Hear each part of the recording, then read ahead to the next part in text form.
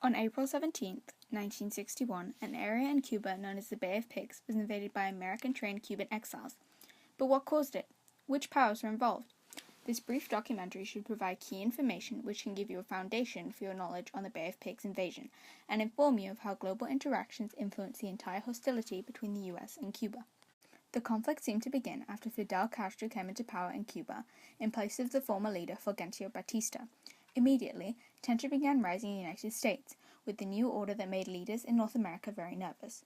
When Fulgencio led Cuba, he was anti-communist and did little to restrict American industrial and financial endeavors in Cuba. Fulgencio and American officials got on well together, and when Castro came into power, it was clear that the situation would be very different.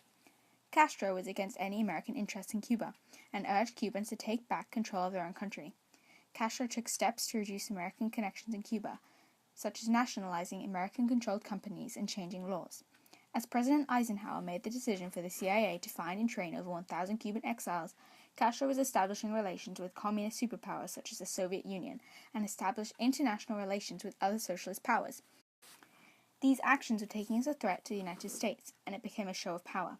After Dwight Eisenhower, the 34th president, was granted access to decision-making on the situation, the U.S. responded by blockading any trade from Cuba apart from food and medicine. The Soviet Union stepped in to cooperate and agreed to buy Cuba's sugar, which was the main trade that they were making their money from. There were now three powers involved: Cuba, the US, and the USSR, and the US already had tension with the USSR after the Cold War, and Cuba and the USSR were cooperating in competition with the USA. In January 1961, the United States officially broke diplomatic ties with Cuba.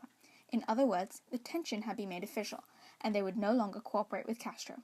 As the Cuban exiles were being trained by the U.S. for the upcoming invasion, John F. Kennedy was elected the 35th President of the United States. On April 15th, 3 American-made airplanes, which were piloted by Cubans, bombed Cuban air bases. 2 days later, the actual invasion took place at the Bay of Pigs in the south-central coast, by Cubans who had been trained by the United States. But Castro had larger troops, and by April 19th, Castro had won, and more than 1,000 men had been captured. In the end, the entire invasion was a failure. There were many reasons debated by historians as to why the invasion failed, or should not have been conducted in the first place.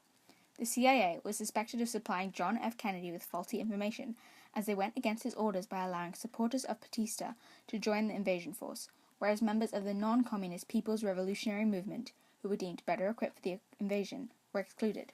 The captured members from the invasion were put into prisons in Cuba.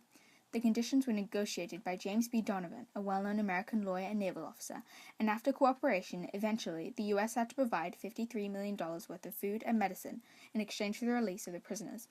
Between December 1962 and July 1965, the prisoners were returned.